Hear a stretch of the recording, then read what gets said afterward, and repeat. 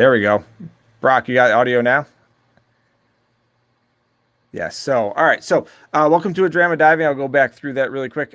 In the comments, you are going to see the YouTube video and YouTube link so you guys can check it out later on, and a Patreon. I want to say a big thank you to all of our Patreon guests. Thank you very much for all the contributing that you guys are doing. We are actually producing a new studio currently, so we can have a little bit better facility going on. I want to say a big thank you to Scott Smith for the whiskey. We got a Woodford Reserve from him. He was a thank you for one of his instructor development course, I believe is what that one was. So we'll be sipping on that, and we'll see what all of our friends are drinking if they are tonight. So one other thing we are going to throw up there is we have been, A Drama Diving has been selected by Dirty Dozen Expeditions to host a Truck Lagoon trip. So if you guys are interested in that, it is March 2022. I just posted the link in there and you can request information. So now we got all that stuff out of the way. Let's talk about cave diving, what everybody's got going on. I'm going to throw in Natalie first because she's on the chat normally. I'm going to bring everybody in. How we all doing? Really good. Hello. Hey. Good. Oh, Nat, you sound so much better. I know. I'm on my phone now. That works. You're like a little sideways, but we'll figure that out. That's not a problem. So, oh my Lord. All right. So we are talking about a bunch of different fun cave diving stuff first off, but I want to say cheers. Thank you very much for joining me tonight. There you go. Not everybody's got drinks, but that's okay. So let's go around, and I don't know if I think it's gonna be interesting. We'll start with Natalie. Natalie, where are you from? Can you give us just a little rundown real quick? Yeah, my name is Natalie Gibb, and I'm in Mexico. I'm originally from Southern California, but I've been here in Mexico for 14 years. I'm a cave diver and cave explorer, and I own a cave diving school called Under the Jungle with my business partner, Vincent Roquette Cathala. Beautiful. On my screen, Tamara. Tamara, next. Hi there. So I'm Mexican in Mexico and diving caves, starting a little bit to go into the exploration path and loving all of this Mexican cave diving life. Beautiful. All right, I'm going to keep going in the clockwise manner. Cristina. Hi, I'm Cristina. I'm originally from Italy. Been living 27 years on the island of Grand Bahama. I'm a cave explorer, instructor, and very much doing quite a lot of exploration and surveys here on the islands. Very nice. And last but definitely not least, Trish. Hi, Canadian. Started diving St. Lawrence, Great Lakes, Tobermory. Ended up passionately involved scientifically with caves. I got very lucky, and it has led me to spending a lot of time cave diving and doing science in caves in Vancouver Island, in the Yucatan, all sorts of different places. That works. I like it. I like when we get Canadians and anybody that's been in the St. Lawrence River, because that's very true to us and very close to our heart. So I love that you're joining us there. All right. So I first kind of caught wind of this whole thing because Natalie joined our show and got in some, we'll go with discussions with other people. And then I followed everything that was going on. And you guys have an interesting cave diving thing that you guys have been up to just because I got the, I figured it out from Natalie. Natalie, you want to give us a rundown of some of the cave diving stuff, social media wise, that you're up to? If we're talking about the science things, yes.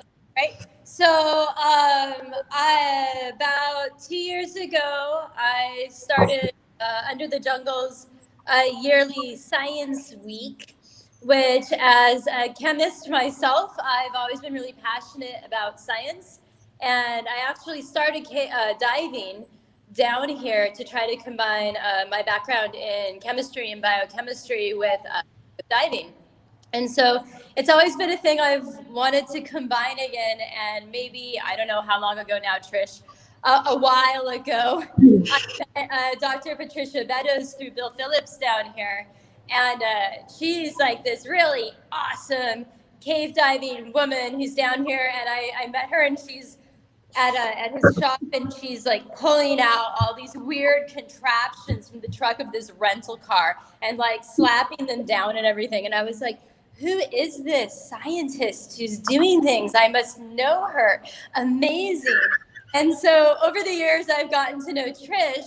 And so the idea of doing Science Week sort of started with her, where this idea of, well, I have all these divers who I've trained to a really high level. They can take notes, they can do things in the caves underwater. And they're all, like, my dive shop sort of self-selects, sorry guys, for kind of nerds. Like, we're all geeks about caves and science and things. So they're all into it. Everybody wants to do something like this. So we decided, let's combine these like excellent and skilled divers who want to do these things and try to get them like involved with Trish, and we'll do Science Week, and they can do the hands-on stuff and learn about cave science from Dr. Patricia Beddows, who's a renowned hydrogeologist and has worked down here for so many years. And so it started that way. We did the first one 2 years ago. There's videos up on our website and Vimeo and such, and on my Facebook of, Under the Jungle Science Week. And we started, I guess, 2 years ago with basically water sampling for Trish and flow meter installation, and she's going to talk a bit more about that. And then this year we were going to do like a really hyper-specific, super aggressive project, but then COVID hit, so Trish couldn't travel because she's in university and they wouldn't let her. But Science Week still happened, and I was like, oh no, I need to like have science to do. And I'd been sort of on and off helping Tamara with this project she just got started, which is super interesting, which is she's studying sort of the distribution and species of fossilized coral that we find here in our caves, and nobody's ever done this before. So it's absolutely groundbreaking, and she's putting together a database of fossilized corals that we find in the caves, and she's just starting. And so I was like, wow, you have to come and be part of my Science Week. We're going to train my divers to do this. And then Trish got on remotely and taught us a lot about something super interesting, which is how the different ceiling depths can tell us about the different sort of phases of cave formation historically in the area. And then we did a lot of work with flow meters in a very restricted site that you normally can't access. So it ended up being like a really cool week for the second one. I want to keep doing it again. And one of the fallouts was I got to really work with Tamara for the first time, which was incredible. And then Cristina is here as well, because she's actually was hopping on for the Science Week stuff remotely, because she's starting to do installation of flow meters in the Bahamas. So my role of this was sort of the coordinator, but I'm not the scientist. I'm just the person who is like bringing everybody together and being like, talk and learn. I love it. That's amazing. I think everybody else here can talk more about the actual science that they're doing and what it's telling us, and all the new things we're learning about the caves down here, which is just absolutely fascinating. Absolutely. And that's exactly like we're going to have from audience wise, we're going to have we could have non-divers, we could have non-cave divers, we could have cave divers, we could have, borderline explorers or explorers. So feel free to, like, as Natalie was saying, like, nerd out, like tell everything, just go right ahead. And if you get in your little space, don't apologize for it. Just go ahead with it. I do have a mild bone to pick because Natalie couldn't come to a couple of the drama divings I really wanted her on because she was sampling stuff. I don't know who put you on that task, but Science Week, I can't come. You have no idea. Well, because I'm coordinating this whole thing out of my dive shop, and then I'm going to do these little mini documentaries to promote it for next year. So they're all leaving at like 8 p.m. and I'm doing dailies of like this just ridiculous amount of like B-roll shots because none of it's set up. Wow. Do you feel the cenotes around you with your tears because you're just crying right now? It was amazing, but I was exhausted. All right. So you went through Trish first. So let's go ahead and grab Trish. Trish, why don't you give us a little rundown of kind of what you're up to and maybe talk to what Natalie had spoken to previously. Oh my gosh, where to start? I'm going to go all like egghead existential. Yeah, I love it. You know, I'm operating in this one world, which is, caves and cave diving. And then the other world is, as a research academic, so hydrogeology, hydrogeochemistry. And my shtick is looking at dynamic responsive systems to changing boundary conditions, which sounds great. What it means is, like, when the sea level goes up and down, how does the water in the cave slosh back and forth? When the climate changes, when the surface above gets bulldozed and a parking lot gets put in. So when something external, or even, the hidden boundary condition is the internal, which is, things like collapse or sedimentation start to come in. And one of the challenges is getting enough data over space and time. And normally what we do is, you put in a big grant to the National Science Foundation, or its equivalent in the country that you're in, and you get hopefully a bucket of money. And you then go and buy really expensive commercial equipment. And sometimes those come in, like if you want a flow meter, you're looking at starting at 5,000, but all the way up to 40,000. And I started off my career playing with a lot of those. The problem is they're made for open ocean. So you have this 50 kilo negative oceanographic flow meter that is needs to be screwed into the ceiling, anchored to the floor with counterweights, and you're dealing with multiple lift bags. There's nothing pleasant about it. And then the data that you get kind of shows you what's happening. And then, there's other instruments and they tend to get flooded, and everything just turns out to be really expensive. But the model is, you get this budget and you buy commercial equipment. A lot of it is very expensive, and no one is making equipment for caves, period. It just doesn't happen. So everything's like, jury rigged and MacGyvered. And then, the data sort of comes back. But the problem from a science point of view is you now have this extreme investment in one observation point. And I want you to think about it. It's like, if you have one instrument and you're putting a $40,000 instrument into one site, which site do you pick as being representative of the whole system? And the answer is, it's an intractable problem. And so while you do get really nice data out of these highly engineered instruments, a lot of times, it blows your budget. So what we need to do collectively, and I'm definitely very invested in this, is democratizing science, blowing open the model and going to a different model. And part of that is by developing open source accessible instrumentation that is at a much lower price point. And while the individual instrument isn't giving quite as nice data as the $40,000 flow meter, it's a $200 flow meter. And so consequently, you get complex cave systems. If you're in the Bahamas and you've got the Atlantic on one side and the Caribbean on the other, and both of them are having influences on the caves, there is no single location that's going to tell you what's happening in the whole system. You actually need to put in several of them. Same thing in the Yucatan, where you have, Sakaktoon or Oshbelha, some of the big systems, and there's multiple parallel flow paths. You need to have observations in all of them. And so by really changing the economic technology model, that's an area that I'm just heavily invested in. So I don't know, we've got about 350 systems out right now. Love it.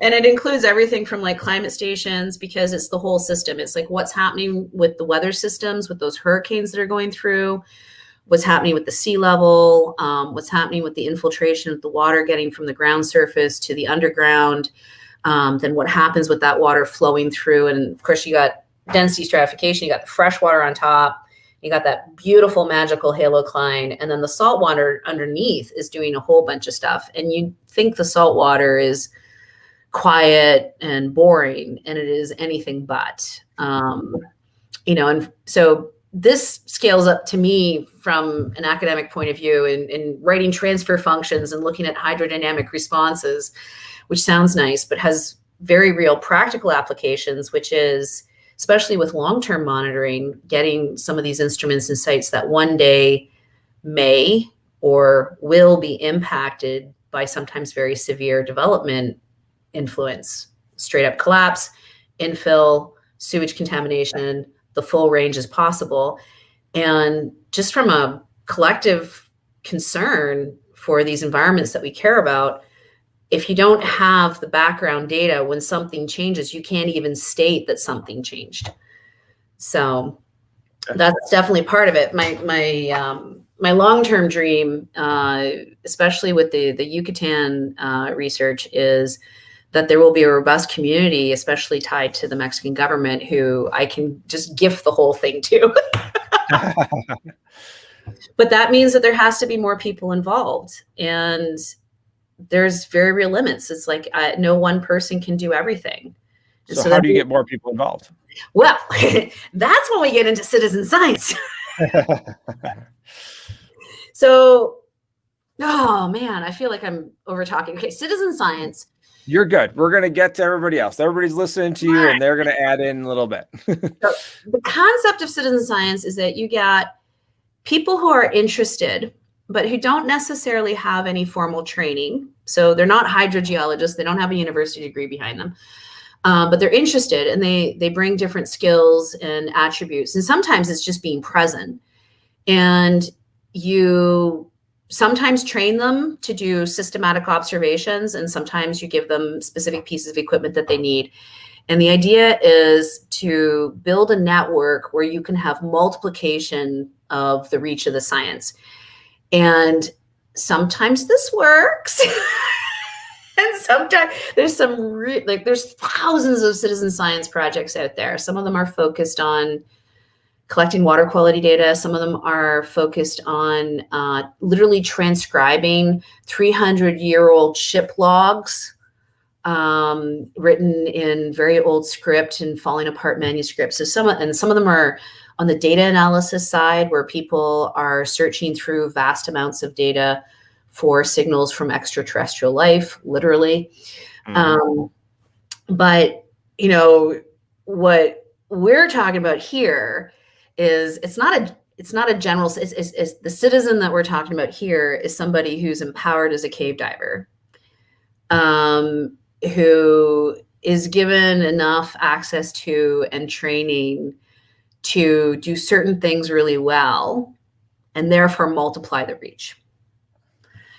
And there's a lot of failed citizen science projects out there where people collect a lot of data, but it's not very good. And that is a very serious risk that a lot of people get involved. There's a lot of effort, but the quality is not there. And just like going from commercial instruments to open source Arduino microcontroller based instruments, we gain the budget, we lose some elements of the quality, but we multiply the physical reach through space and time. Same is happening with the citizen science, where perhaps not everyone, but certain people are investing, they get the right kind of training, and what they deliver is really darn good. And yeah, there might be some there's the occasional misread because they're not a trained hydrogeologist or fossil expert, but boy, does it multiply. And so really that's changing the paradigm of science. Yeah, that's a lot of what I'm really passionate about. Yeah, we are on the same page on that one. We're trying to get some scuba projects started up here that I think we're starting to go, but weren't quite where they needed to be. And I think there's a lot. I am a dive safety officer for SUNY ESF, and which is our state school or environmental school of forestry. So we're trying to get something started. Convincing people, well, I'm sure you're familiar, convincing people up this way that we need to go and scuba dive to research some things. They're like, what are you talking about?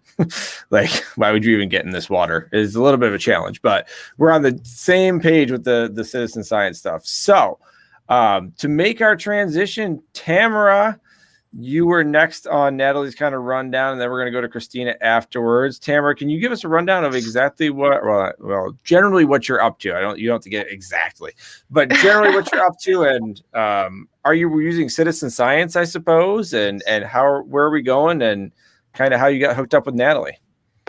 Well, it's a long story, but we have time. But it's an interesting one, exactly. And I think it's kind of a fun story as well.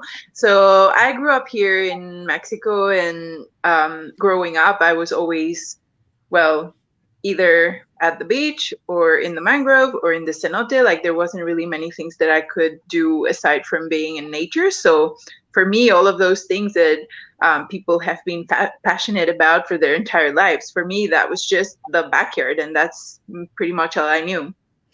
So many, many, many years later, I end up here again, and I became a scuba instructor when I quit my previous career. And then I started realizing that I knew things that normal people don't know. And just out of curiosity, I started sort of like, I sometimes call myself a self-taught naturalist, because just out of curiosity, I would see something and could not sleep until I know the name of this animal that I saw. Or, like, I'm that type of person. If I hear a word that I don't know, I'll just go and research it, because I don't like not knowing. And it's a big problem because I don't know most of the things that exist in the world. When I started teaching diving, I also realized that a lot of scuba instructors don't know a lot of about the environment. They don't know a lot about a lot of things. About a lot of things. But I used to ask people, do you consider yourself a nature guide? And they'd be like, no. And I'd be like, but you're a guide and you guide in nature. So why are you not a nature guide like a hiker would be, or someone guiding in a national park in Yosemite or whatever? Like, we are nature guides and we don't see ourselves as such. And so I kept being that person that is annoying on the boat and who is always telling them what they just saw. And I won't say that nobody cared, but I often felt that there was kind of room for more people to be interested in things that are just around us. And that's pretty much how I came to the Cave Corals project. I started cave diving, and after having volunteered for 4 or 5 years in coral restoration and coral monitoring, I just go into a cave and I just look and I'm like, oh my, this is full of coral fossils and I want to know which ones. So I start kind of asking people, like, did you see that? And they're like, no. And I'm like, but it's full of it. And people are like, full of what? And I'm like, the fossils. And they're like, that, really? And I'm like, yeah, I mean, you've been diving here for 10 years. Have you never looked at the fossils? And they're like, well, I know they're fossils, but so I was like, no, I have to know. And I started just asking basically every person that I knew until I annoyed all of my nearby circles with the corals and nobody knew. And so I started going back to the people who had taught me about coral reefs. And so for instance, in the labs that I already knew from the coral monitoring, and I'd be like, hey, do you know anything about these fossils? And some people would know something, but mainly they would tell me, I'm not the right person to tell you that. I know it exists. I don't know if what you're asking is kind of written down or documented anywhere, but you can ask this next person. So I'd be going to the next lab and knocking on the next door, annoying the next person up. And it was pretty exciting and also a very lonely journey because I don't have a professional background in science. So everything that I know, I've been either gathering or studying, but I did not go to a faculty to learn it. So most of the time I felt like I was about to discover that my idea was crap. And the rest of the time I was pretty excited because people would tell me like, this doesn't exist, but your question has not been answered. And I was like, no, I can't believe it. Like, I'm not that smart, right? Like, I'm not like asking something that nobody has ever asked themselves. And I could not believe it. And today I still cannot believe it. And if there is someone out there who has a list of fossilized coral species that exists already from the caves in Mexico. Like, you need to call me because I've invested a fair amount of time and life in doing this project. And if someone did it already, I need to know now. But anyway, I discovered a lot of really interesting people. But the actual kind of like connecting point to this is that if a scientist is not a cave diver, there's a very slim chance they're gonna go and have these questions. Like, we go in the caves and that's why we are crazy about them. And someone who's never been in the cave is not aware, in my case, in the case of the project that I do, is like they are not aware of how many fossil corals there are piled up. So I end up talking to like the top coral paleontologist of Mexico. And when I sent him a WhatsApp message saying like, hey, I have this question and I'm a cave diver and I have these photos, and he replies like, you need to call me right now. So it's been pretty exciting like that. Like some pretty cool people said I have to call them, you know. And so aside from annoying all of my friends and family and co-divers, I've also kind of sparkled a lot of that same curiosity that I have with people who are actually quite passionate about these nerdy things, such as Natalie. And we connected because one of the very first posts about the Sunday geology game was about a coral fossil. And so basically at that point when it came up and I could not answer, it's like on Facebook, I'm trying to like not engage so that I don't get too hooked up. But on this occasion, I was like, I cannot not answer. I kind of had discovered that basically I needed someone who was a cave diver, who knew corals very well, who was a photographer, and even more, who was a macro photographer, because I'm going to need to do some very, very, very big macro in there. And I have asked famous photographers, hey, what do you recommend for macro in a cave? And they're like, why you want to do macro in a cave? And I'm like, okay, never mind. Next person I need to ask. So there's been a lot of asking. But when this came up on the Sunday geology game, I was like, oh my God, now Natalie Gibb knows about it and I can't back off. Like I can't step back because now she knows that I had this idea. And basically it was very casual. It was very natural that we got together one afternoon and we talked about it. And we were both like, okay, so what do we do next? Like literally, like tomorrow we're going to do this and this and this. And we started making some tests, and she gave it a shot at macro cave photography, which is pretty trailblazing, if I must say, because they really don't have macro lens either. Yeah. Exactly. And it just happened to get you a new camera, right? Well, just happened to get a new camera out of the just whole happened. Yeah. This was And not, so my camera's not macro. yeah, and so basically I came to a point where I literally had a research question, and there were many times where I had to Google like scientific method, like what is a general objective, and you know, what is a specific objective. And I remember like, yeah, maybe in primary school I was going back like 30 years when I must have studied biology, and you know, we never really know what those things are gonna mean 30 years later. I wish I would have like paid attention.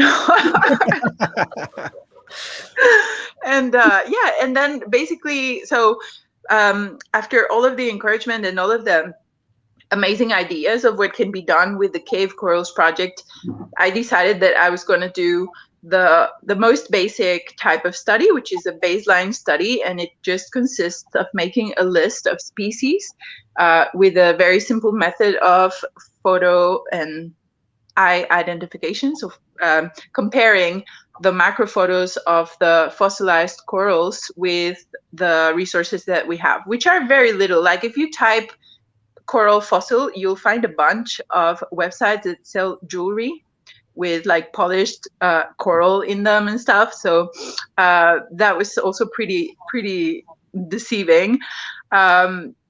And so, yeah, I'm going to make that list. We have a little bit of an idea of the things that we will find to start with, but it has like a huge potential, and that's the part that becomes really overwhelming, that I have never done anything alike. And yeah, and we can eventually know quite a lot of stuff about not only the coral itself, but the sea levels or the sediment. What does sediment do to fossils, or what does the water do to the actual fossils? Or many other questions. Like geologists want me to do it one way, biologists wants me to do it another way, hydrologists obviously want me to do it their way, and sometimes I was just there like, should I do it at all? It seems like it's bigger than me, but yeah, narrowing it down helped a lot, and also kind of knowing that this is it's something that I'm doing because I need to know. And that kind of gives me, every day I'm going to do the steps that I can do today, and then tomorrow. And like this, it's been already like a year and a half, 2 years. And there's some interesting stuff piling up. So, yeah. A good question is going to create more questions and less answers. So you are completely on the right track, because having all of those questions come up means that you're on the right track. And I love that you are learning for the sake of learning. And I think I was an educator I was a classroom educator for 7 years. And that was one of my big things, was trying to get people to learn for the sake of learning for themselves. And it seems like you got that dead on there. So kudos to that. And it's, thank you. Yeah, it's very nice. So Cristina, we are 35 minutes into our show, and we finally got you waiting patiently with a shark over your left-hand shoulder. I love it. So do you even remember the question I asked?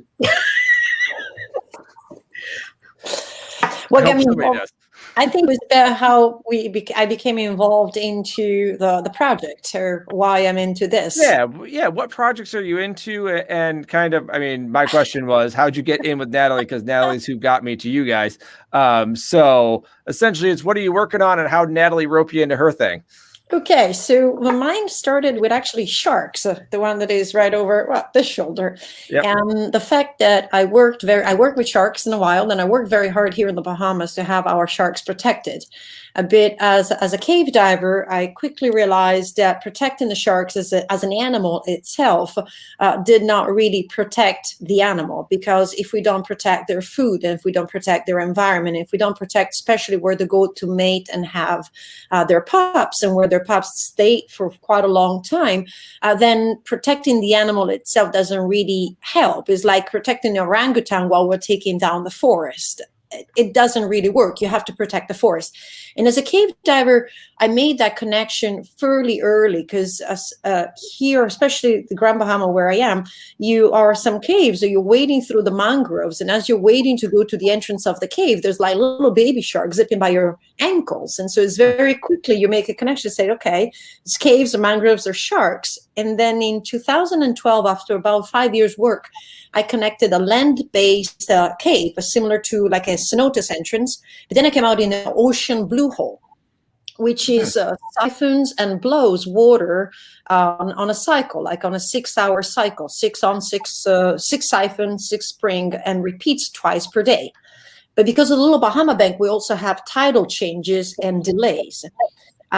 This hole is placed under a native settlement, and Dr. Patricia Beddows mentioned, if you start taking down the forest and you put a parking lot, what happens to the cave? And this cave specifically, which is under a native settlement, is extremely polluted. I went in actually the other day. We're continuing now a new project. Thanks, Patricia. And it hasn't changed. It's still atrocious. The conditions in there are a visibility of 1 to 2 foot and absolutely an explosion of microbial growth. So very, very bad.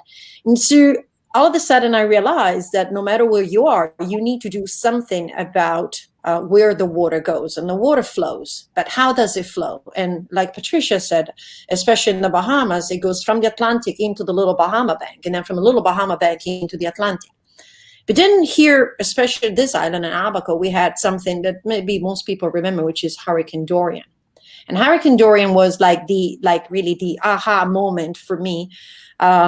While I had all these questions, while I've been doing a lot of survey work and showing that these caves connect and where the hole goes and how the sharks are, Hurricane Dorian changed the aspects of our caves to the point that it completely eliminated layers of sediments. They're gone. Like the color of the cave. I had a cave, I used to call it the Gothic cave because it was completely layered in black. Absolutely adore it.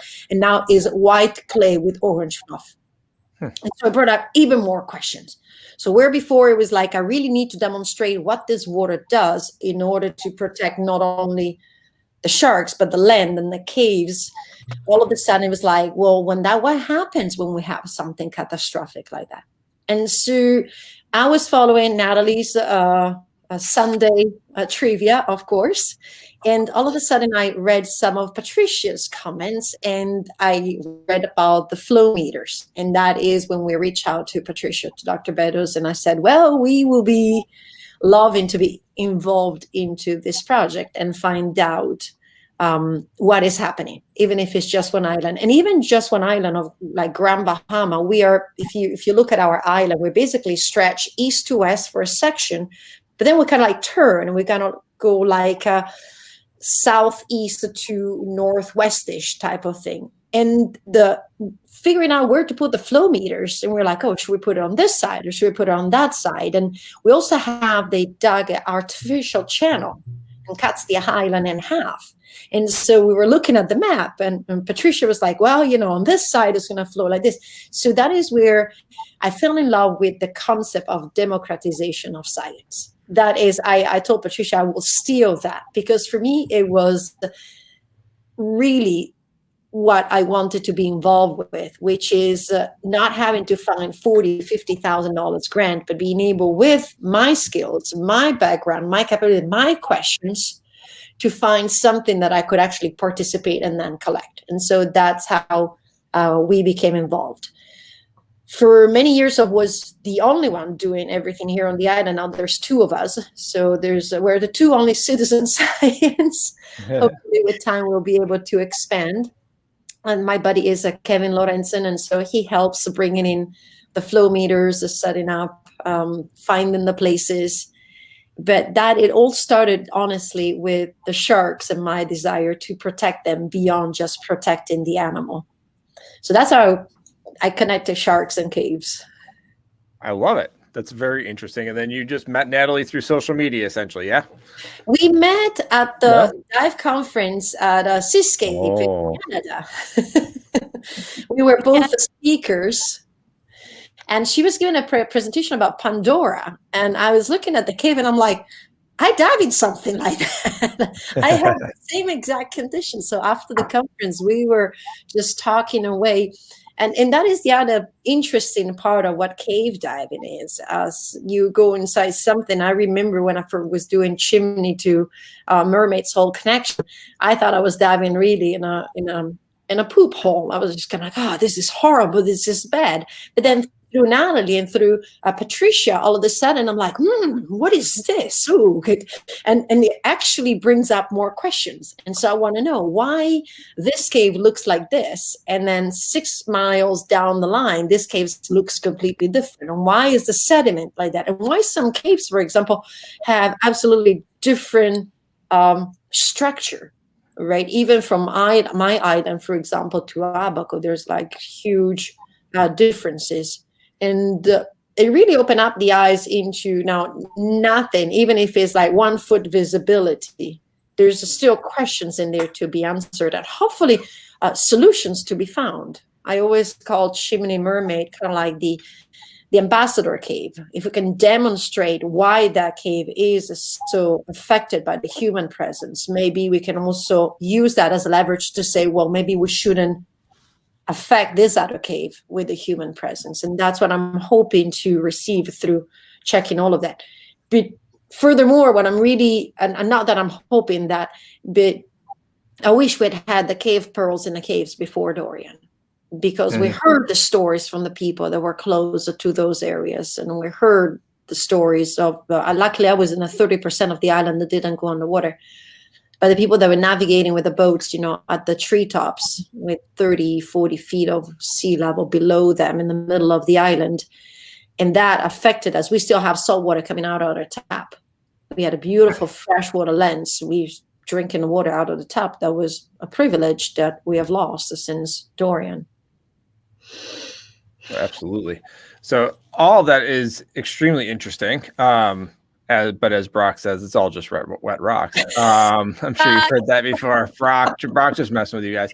A couple of things. One, this show has already been rated explicit. I didn't tell you guys that. We already have this E next to us for all the podcasts. So if you curse by accident, it doesn't matter, because Natalie cursed up a storm like a couple weeks ago, and then we got an E rating, and the whole thing went south from there. But Scott brings up a point that I was going to bring up. I love the passion of ladies trying multiple things in life together. If Natalie smells any bigger, will cover the scene. Kudos to all of you. Best of luck. Needs another show months from now to update. I completely agree. So one of the things that I really particularly enjoy about this is the citizen scientist aspect, and I already kind of mentioned that. But two things with that. One, if you guys have comments, if you're following, I know that everybody's been kind of talking, and it seems like everybody's been listening. If you got questions, throw them up there so we can start putting our comments so we can put them up there. And two, while people are putting those comments in there, how do we, and Trish, you kind of talked about this already, but what do you guys need from a citizen science movement? Is there anything where people that are listening to this show that get involved in general, that they can help you, or what route? The question is going to come up eventually. How do I get involved? Somebody's going to ask at some point in time. And from what I understand, Natalie's got to give you her personal blessing based off of your performance in a cave by her. Is that what I understood, Natalie? Pretty much, yeah. Okay. So right now, our Science Week will... I'm pretty much working with my former students because I know the procedures and everything. So, if you want to do this, you can at least come diving with me a little bit, because we need to know where you're at and what your procedures are. It's unfortunately a thing where we need to make sure everybody's just on the same page with absolutely everything, as we're going into the kind of the harshest environment on the planet, and then we're doing things in a group that have to be highly coordinated. I'm going to interrupt and say it's not unfortunate. It is fortunate. That is exactly how it should be handled. It is not unfortunate in any way, shape, or form. To be able to do this, it should be highly regulated by people that know what's going on going into caves. Sorry to interrupt. Go ahead. Yeah. So I guess if you really want to do this with our shop, it would be something like, come do some dives with us and learn our procedures and stuff before the Science Week, so that you're on the same page with the rest of the divers. Not trying to be snotty or anything. It's just different people dive different ways, different procedures, and everybody has to have, down to the same methods of communicating, or it's going to be I can swear, otherwise it'll be like a complete and total shit show. So it can't be like that.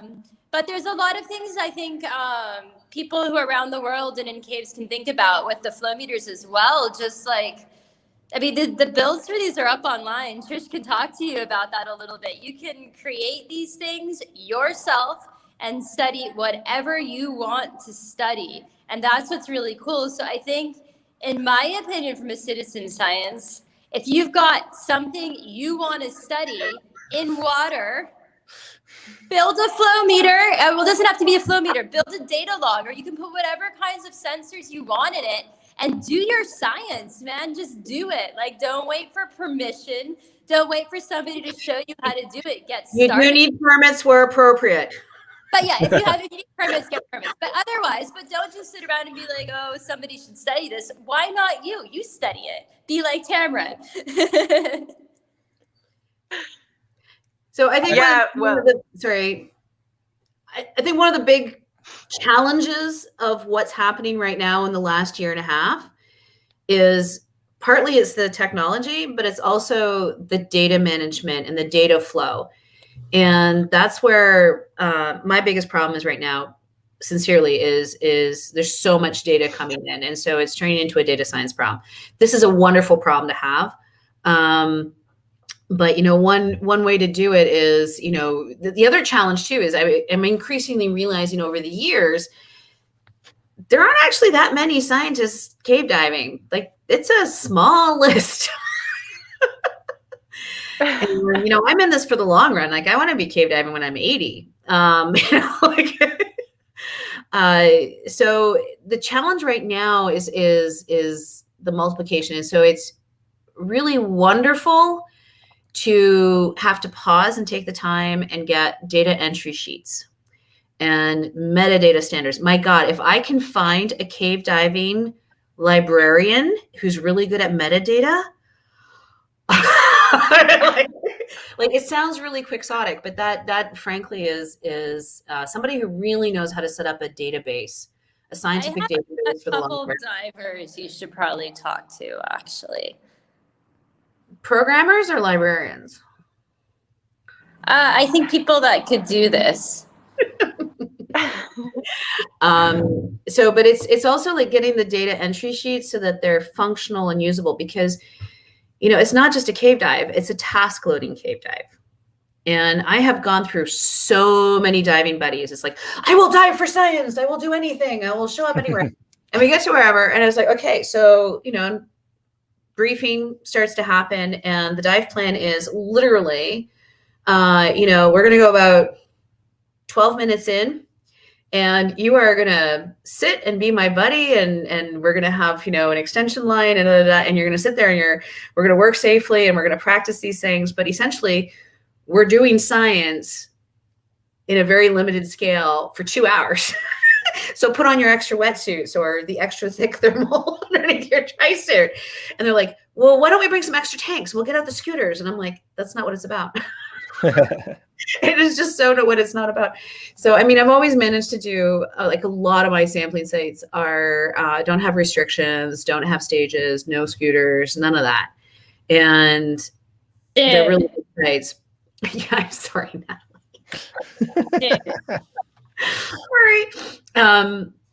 But it's task loading. And that's, I think, a big challenge. It's like putting, you know, there's an amazing article out there about what happens when you put a camera in somebody's hands. You know, and it's the same thing by taking on the extra task loading of doing science. And so it's wonderful, but it's still not for everyone. And so, yeah, having some preparation to undertake this responsibility is really good. So on the scientist side, having the data entry forms so that the data comes in, it's going to be of a certain quality, that it's interpretable, that it's actually going to go somewhere, because there are a lot of citizen science projects out there that produce a lot of data and they actually just quietly just like let it go away. It's really sad. And that's something Trish and I have been working on like pretty heavily, like every science week. It's almost right now more than getting the data, like we're getting data, but like since we're working with like a bunch of people who haven't done this before, so much of what we're doing right now is really important, but it's process development. Like we design a sheet, we put it in the diver's hands, and they're like, what the fuck? No, this should be in the other order. You're like, fine, and we redo it, and then Trish's like, no, it can't be in that order because of this. And we're like, okay, we redo it. We've gone through like, maybe last science week, we went through like 6 iterations of the flow meter data sheet, like overnight, like talking about it over and over again. I'm printing out all these sheets every night, redoing everything, reteaching it. So we got something that was usable. So the data management is an issue, but we're getting closer with the sheet, at least I think. Yeah, they're getting. A lot of that's trial and error, right? Figuring out what works and what order you need it in, and finding the right people to make that happen. So that's, you know, that is definitely a challenge. And Tamara has been moving through this as well, because, you know, it's like step one is just like, right, systematic collection of quality data. Right. Huge issue in a cave. Mm-hmm. I mean, it's even like, how tall was the passageway? Well, meters or feet. Like half my divers think in feet and half of them think in meters. Well, this is a problem. And then you're estimating, but do you know for sure? Like like, how exact is this data? Like, it's a huge concern, all of this stuff working together. It gets really complicated really or the setup and the header information, this metadata, which is what's your dive computer set to? Yeah. What kind of dive computer do you have, and what is it set to? And like, okay, so we're all diving sheer waters, and one person has a Sunto. So now I have to go test dive with my friend who has a Sunto to make sure the depth sensors and things are reading the same, because otherwise your data is useless and I have to learn on my computer. I think part of the problem is the imperial system. Actually, most of the problem is the imperial system. Let's just get rid of that garbage. Well, can we just all have a unanimous vote here in Japan? Oh, yeah, metric all the way. And every person I've ever talked to is like metric, but apparently we can't get that done. It's just like daylight savings time. No one wants it, but apparently we can't get rid of it. So actually, our state got rid of daylight savings time. It's a brilliant and wonderful thing. It's ridiculous. I don't even understand. Tamara, a question for you, but I think it was kind of answered. Can cave divers in Mexico report coral fossils to you or to your group or to whoever you're working with? Well, that's a really good question. It's a little bit okay, so Yes. So I'll explain a little bit what we do when we collect the data for a fossil, so then I'll be able to answer. So we have some data sheets with all the information we need. We go in, we find our wonderful fossil, we take all the data, we make a series of photos of different types that we need for the ID, and we do a survey of the exact place where the coral fossil is. And then we put all of that in a database that is an amazing creation of our friend Sebastian Kister, who is a genius and also one of the most generous persons that I know. And he created this database for the project. So we'll have all of the photos and all of the identifications confirmed, pending, in process, whatever. Now, it's very difficult for me to just have a report of a coral and say, like, I mean, I do get these calls like, yeah, so I saw a coral in Chiquinha. And I'm like, cool. Like, do you want me to come and see it with you? Like, can you show me back to it? And they're like, yeah, they're like behind that big white rock, you know, like on the left side. And I'm like, yeah, that's not gonna work. Like, I get it how well we know the caves, but if I want to report this in a paper, I need to actually have very precise data. And one of my biggest worries is if I find an undescribed species or an extinct species, I'm going to need to go back to that one little coral maybe more than one time. Mm-hmm. And if I ever have a photo of a coral that I don't know where it is, and this turns out to be the holy grail of extinct coral fossils, I'm just going to like disappear and you'll never hear of me again. So you may report corals, but the best way would be that you learn the method, so you can have your own little notebook and you go on, and whenever you want you collect the data, and then you kind of join the project if you have that interest. The second best option is that you make a photo and you show it to me, then I can tell you, well, we need to go and take this data, or I can tell you I have 500 photos of the common brain coral. So yeah, I maybe not going to go and photograph every single fossil that is reported.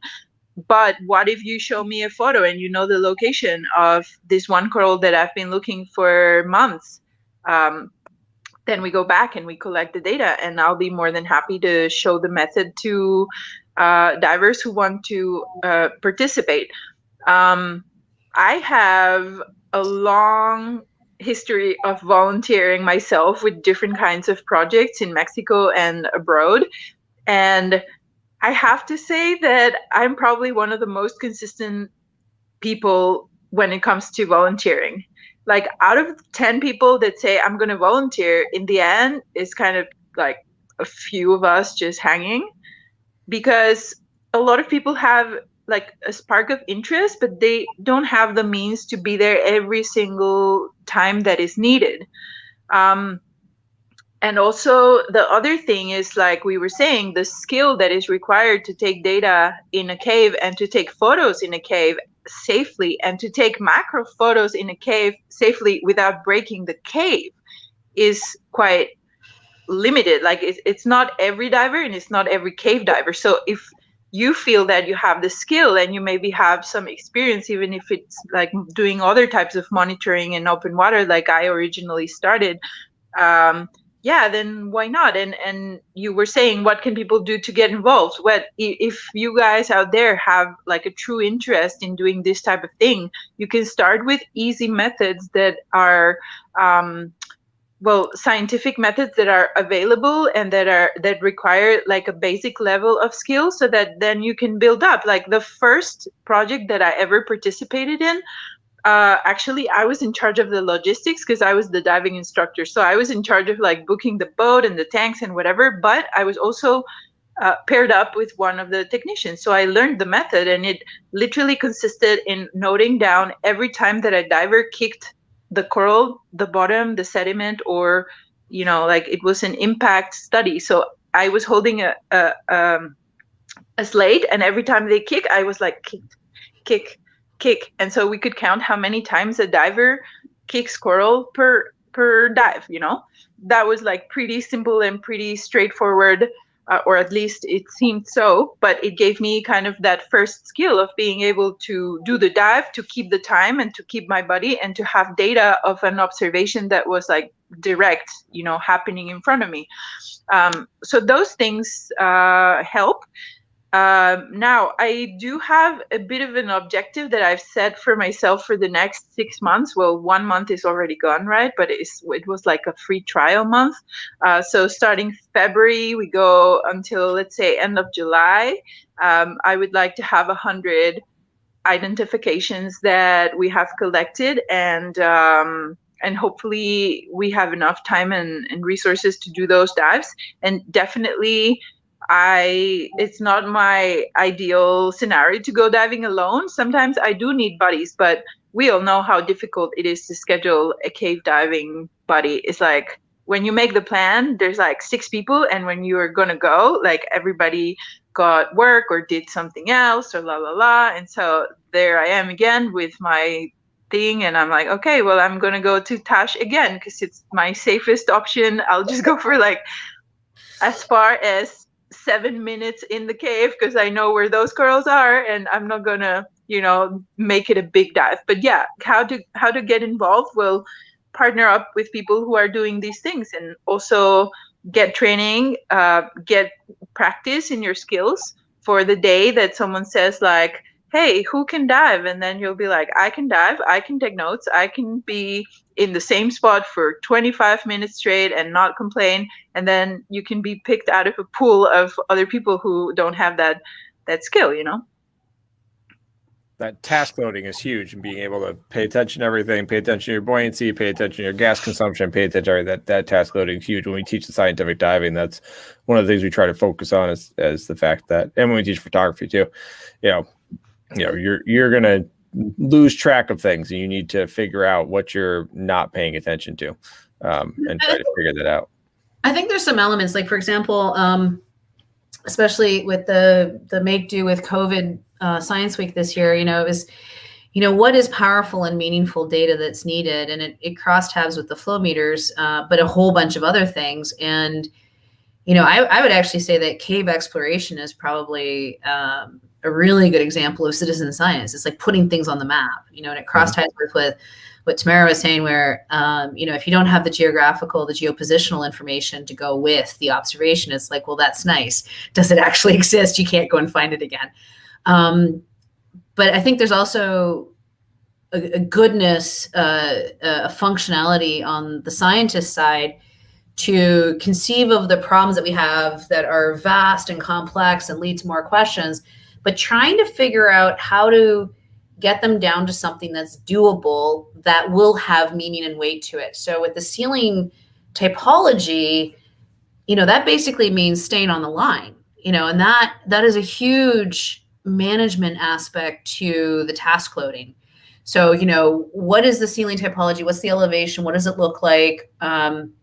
What's the infiltration like? Because, you know, we're in an aquifer system and it has geological beds to it. And some of those beds have echinoderms and some of those beds have fossils, coral fossils. And some of those beds are just like really fine grained macritic limestone, which is, you know, pretty common out in the Bahamas because it tells us it's shallow marine as opposed to a paleo reef.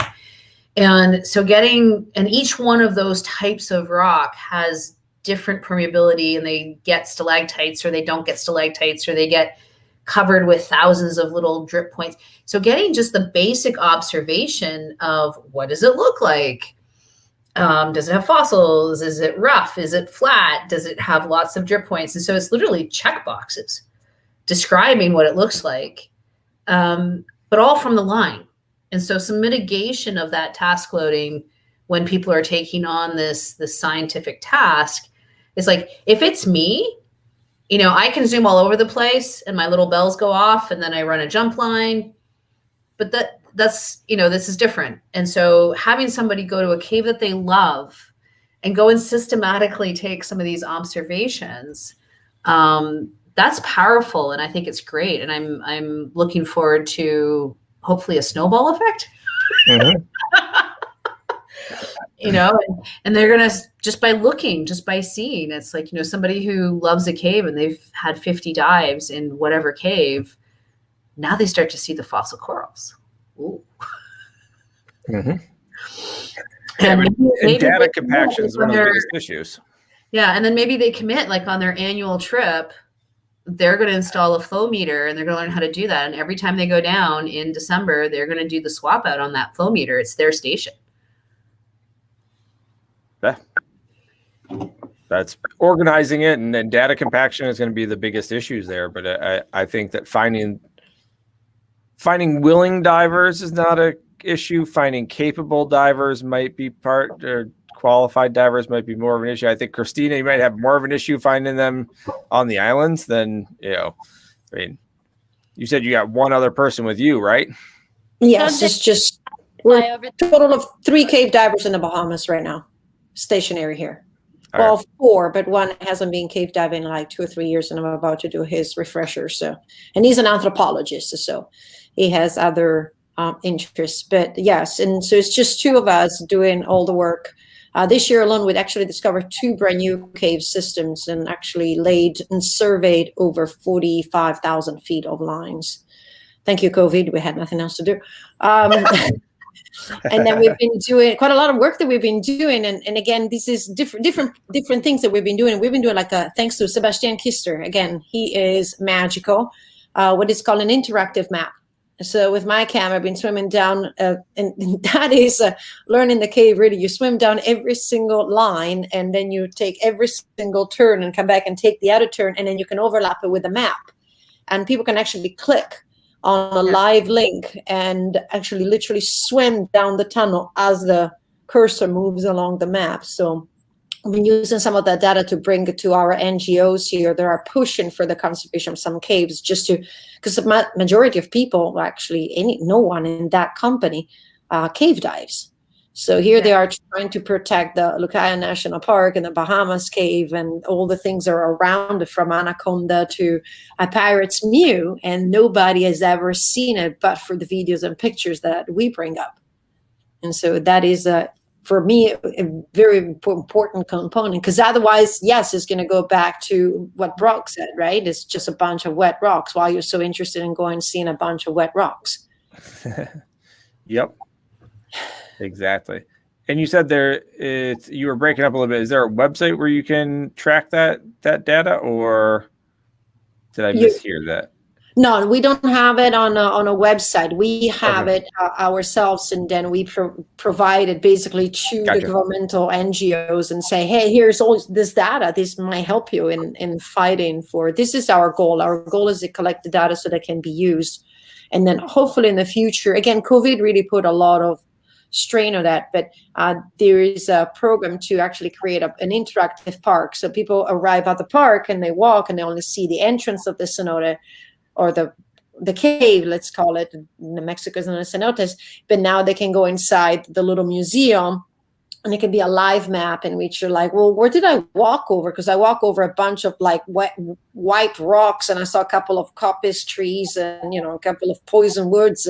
But now they can see where they walk. So we have a plan to put in pictures and say, right now you're standing over this giant hollow room. And so kind of like surface the cave for people to maybe fall in love with it a little bit more. Very nice. I love it. That is a lot of amazing things happening in general. That's very, very cool. Sorry, I was going to just comment that, what's underground is often overlooked. We know this as divers, and from a management perspective, it's ridiculously hard. Like if we abstract from the day-to-day, when we have impacts and waste products, we either take the waste product and concentrate and contain it, but then we have a management, economic, curatorial, legal responsibility. And that's what we do with nuclear waste. But what we do with most of our waste is you want to take it and you want to chuck it into the biggest earth reservoir that you can find, because it'll be distributed and diluted and it'll go away.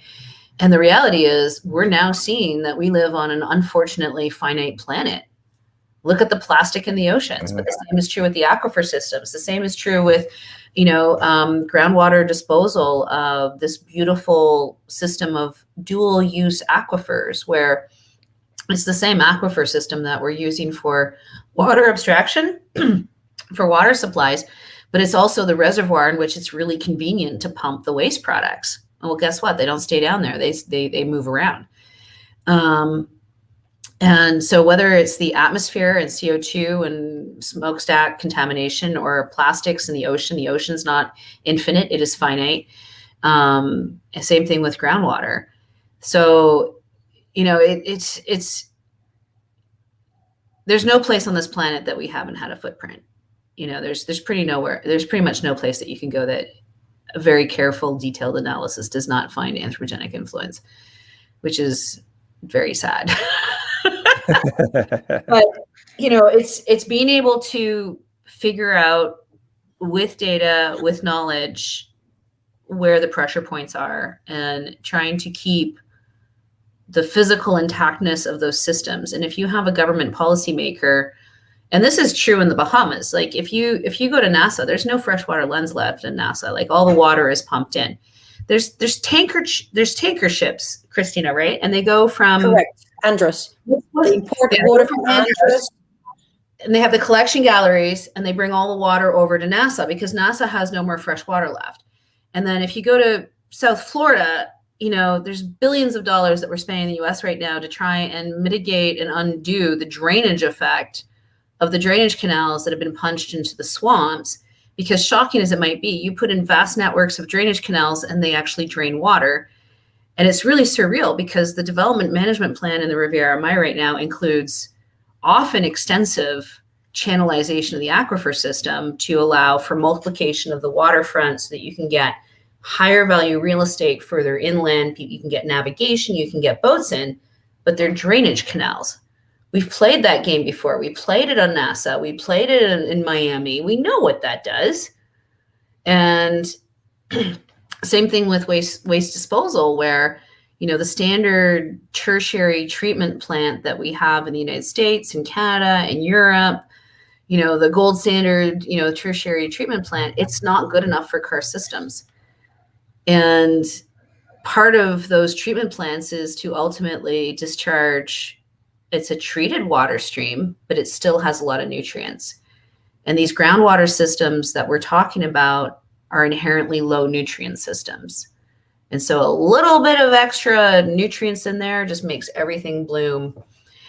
So, documenting what we have now is so important.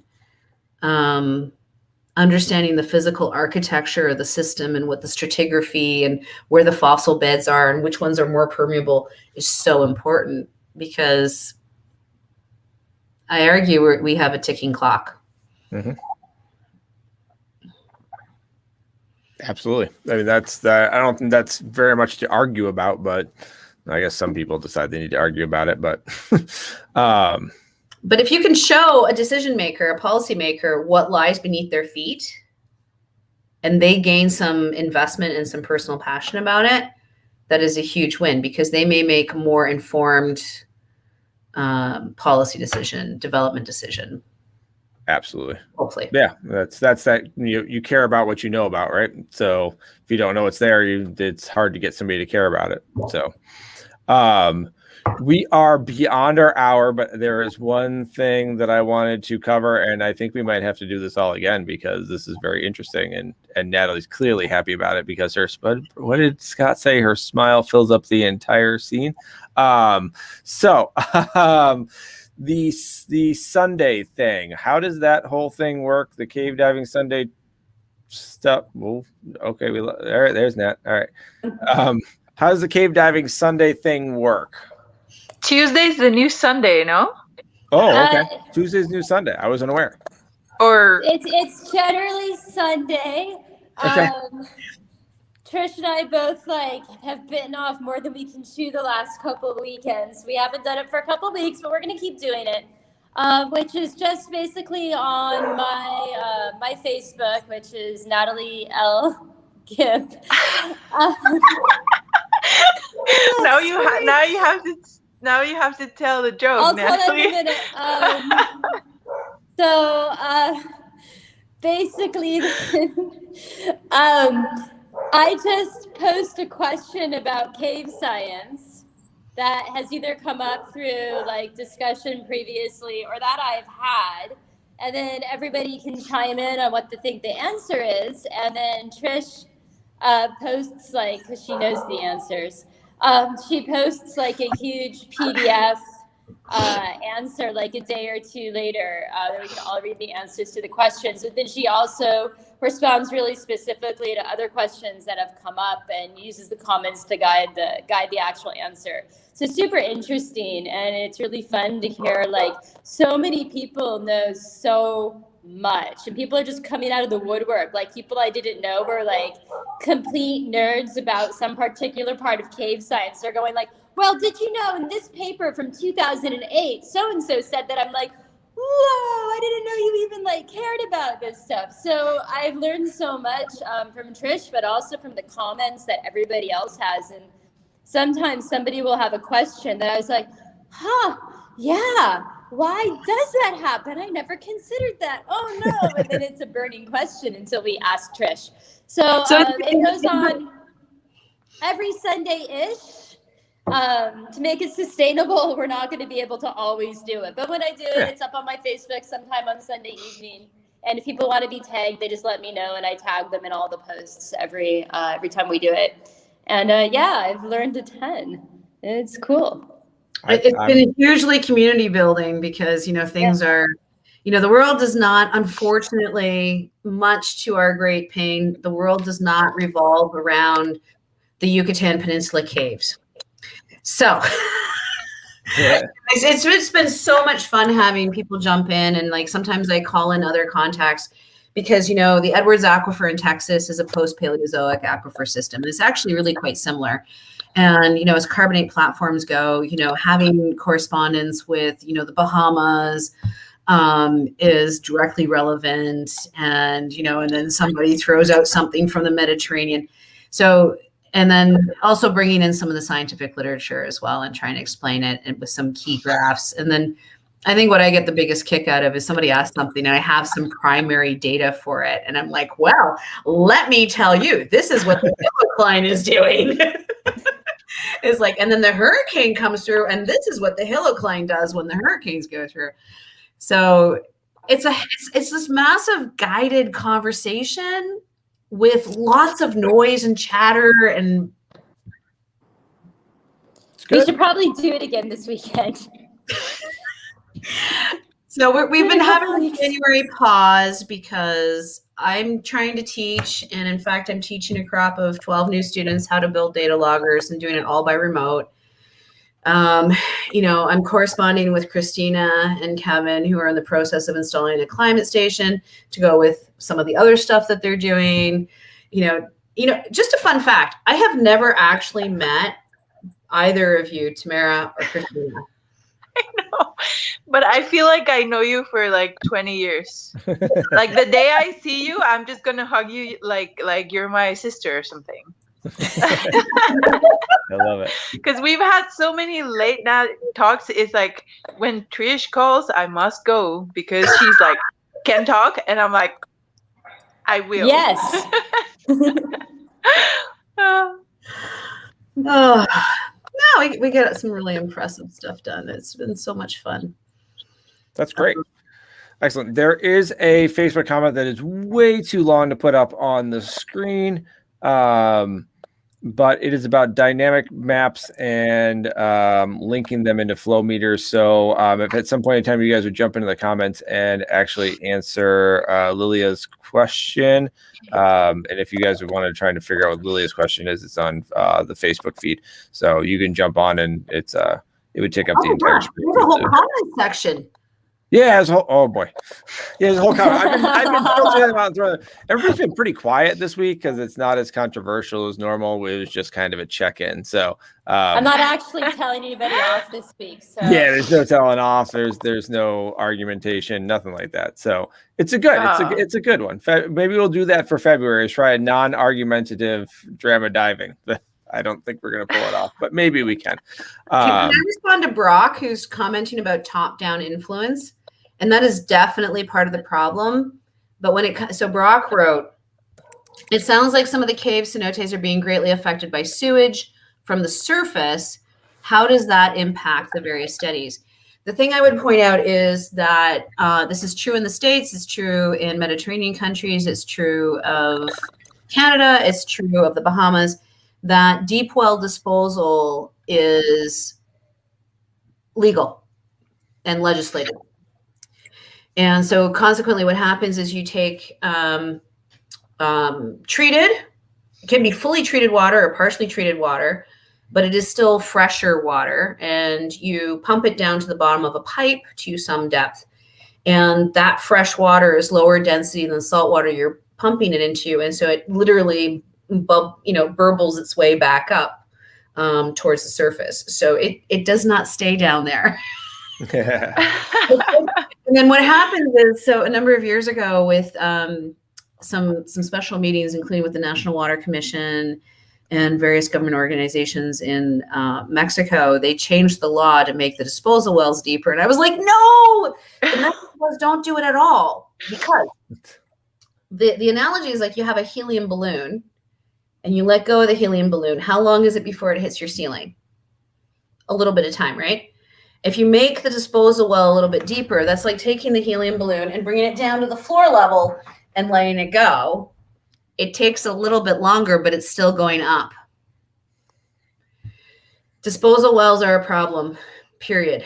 Drainage canals, navigations, whether or not you can put boats through it or not and get enhanced real estate value is the problem. So in response to Brock, a lot of the nutrient cascade that's affecting karst aquifer systems globally is actually being done completely legally through disposal wells. It's not top down, it's bottom up. All right. Yeah, that sounds like clearly a problem I was not aware of. So I love the analogy of the helium balloon, by the way. That very much so clarifies the entire issue. Well, not entire issue, but it clarifies the issue. Put it that way.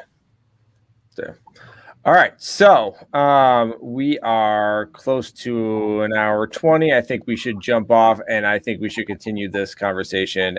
Natalie, it seems like every time you're on, we need to continue the entire conversation at a later date. But sure, I'm down. So I would love, somebody suggested maybe like, I don't want to go this long. They suggested in a year, which is actually, I've almost been doing a drama diving for a year, which is really weird. But they suggested in a year. I don't think that that's appropriate. We should meet sooner than that. But once you guys get a little bit of traction going into the spring and summer, I think we should definitely reconvene and discuss this again. How would you guys feel about that? Sure. Yeah, sure. Excellent. All right. So I'm going to pull you guys out of the stream real quick. Let me check to make sure nobody put any last minute comments. Like I said, Lily's got a great comment in there if you guys would. And I will say goodbye to the guests, then I'll come back and say goodbye to you guys. Sound good? Thank Beautiful. you. All right. Thanks, guys. I really appreciate you guys joining us. Thank you. All right.